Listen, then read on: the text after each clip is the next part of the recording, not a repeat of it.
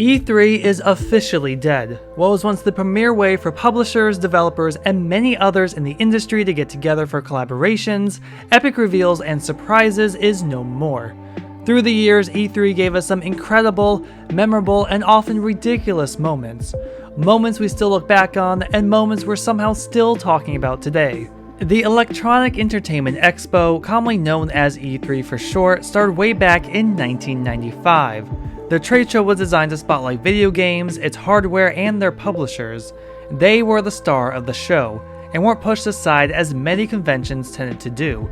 E3 was super successful, becoming the biggest premier trade show for the video game industry for years to come. Of course, over the years there have been some hiccups. E3 was typically held at the Los Angeles Convention Center but did have a few location changes, and it did impact its attendance and those who appeared at these shows.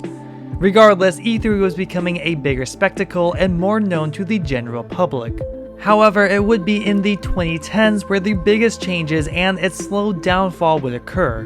E3 2013 saw Nintendo switch to a pre-recorded video rather than a live conference. At E3 2016, EA stopped presenting and started to do their own event prior to the start of E3 called EA Play.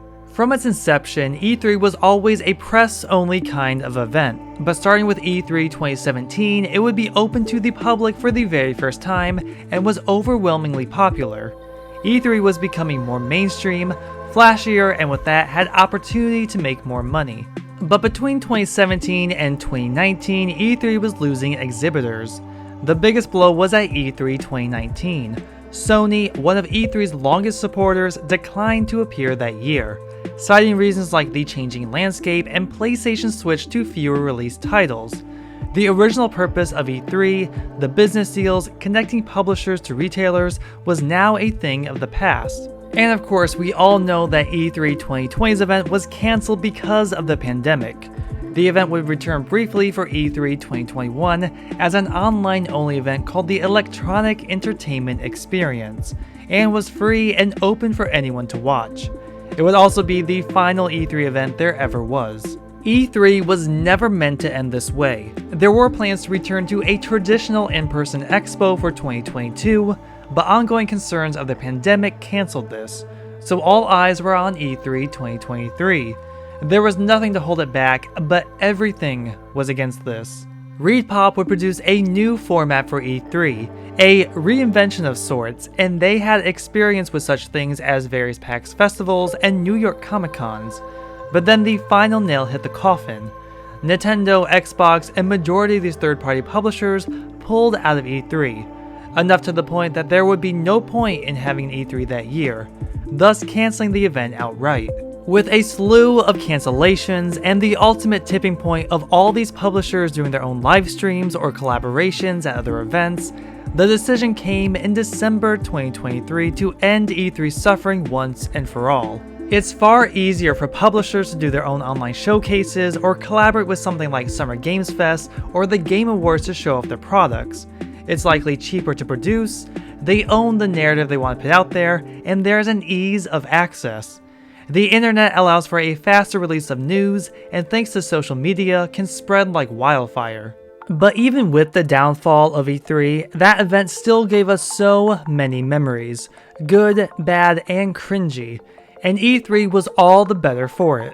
The E3 1995 moment when Sony took a stab at Sega's expensive $399 Sega Saturn by simply announcing PlayStation's lower price. $299. Then history repeating itself at E3 2013 when the Xbox One wasn't friendly towards disc-based games. Won't impose any new restrictions on the use of PS4 games. When a gamer buys a PS4 disc, they have the rights to use that copy of the game.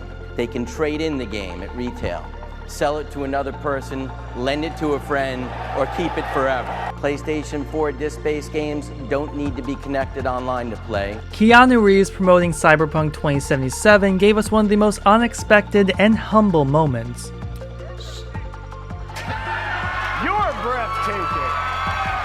You're all breathtaking. One of PlayStation's worst years at E3 2006 became so many memes. It's Ridge Racer.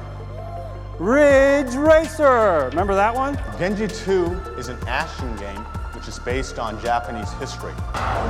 So here's this giant enemy crab. The 60GB PlayStation 3 for $599 US. The same can be said about the reveal of the Xbox One at E3 2013. TV. They watch TV. Nintendo's Reggie Fils-Aimé boldly introducing himself. My name is Reggie. I'm about kicking ass. I'm about taking names. And we're about making games. And one of his most famous lines. My body is ready.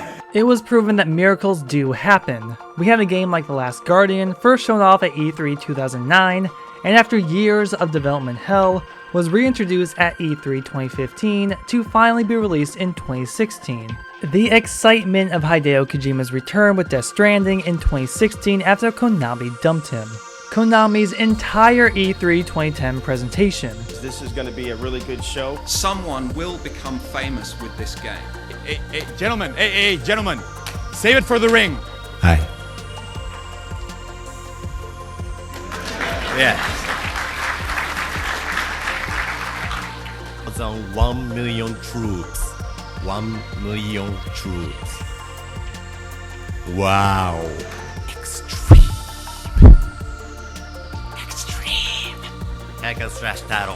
EA Play's E3 2017 presentation showed us that not all influencers make good hosts. So, I am here to talk about Need for Speed Payback. I got my boy Marcus, executive producer here.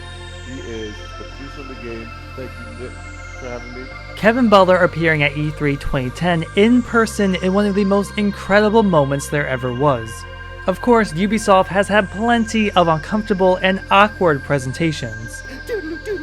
40% of them are women, and 89% of them are smoking hot. But that and more is what was so good about E3. It was unpredictable, it was crazy, it made people talk. I think I speak for a lot of us who grew up watching E3 and how it was always so cool and exciting to see. I go to GameSpot's website or check YouTube just to see all the games that were announced, because there was always some kind of surprise announcement that never got screen time. I would record XPlay's coverage of E3 on the TV and rewatch it over and over again. Every trailer, every interview. The excitement of seeing that sequel announced or the intrigue of a brand new original game I had to have day one. Every day of E3 I would search eBay just to see who's selling all the free swag they gave out, because there was always something I wanted and needed for my collection, and often at such ridiculous prices. Yet I'm the problem and still bought it. But I was happy. And I almost had the opportunity to go to E3 in person back in 2018. Since E3 was open to the public, my dream of finally attending could happen. But not just any E3, I had to go to one when a new Tomb Raider game was announced. And it just so happened that 2018 was Tomb Raider's year. A new movie came out, and then Shadow of the Tomb Raider was announced and was going to appear at E3 with a playable demo. As the ultimate Tomb Raider fan, that is the dream. Getting to play that snippet of the game and knowing me, the excitement and anticipation I would get for the full game would be surreal. Even though the crowds would have been a pain to get through and there would have been probably so much frustration, the experience alone would have been worth the hassle. Learning about games just being announced, getting to play games before anyone else could, and my ultimate favorite, the free swag. But E3 2018 didn't happen. Instead, I went to San Francisco for another Tomb Raider event, and that was cancelled and never rescheduled. But exploring San Francisco was an incredible, unforgettable time, though there's always that regret of not going to E3. Before the pandemic, before Sony pulled out, E3 was already going downhill and was never the same as it was growing up. The magic of the event was gone, times were changing, games were changing, and E3 was becoming mainstream. And E3's future plans just didn't sound exciting. Honestly, more repulsive than anything. E3 will forever remain iconic. Time will move on, but we will still remember E3 in all of its glory. Its epic moments, the incredible reveals, and its awful embarrassments. E3 is one of a kind. It brought together all of these publishers, rivals, and allies to celebrate and share video games. Even though its reign is long gone and officially over, the idea of E3 lives on in the many expos and presentations we have today. But nothing will ever compare to what E3 was. Let me know in the comments below, what are your favorite memories of E3? Were you ever able to attend E3 in person? Be sure to like and subscribe for future content. Thank you so much for watching, and I'll see you in the next video.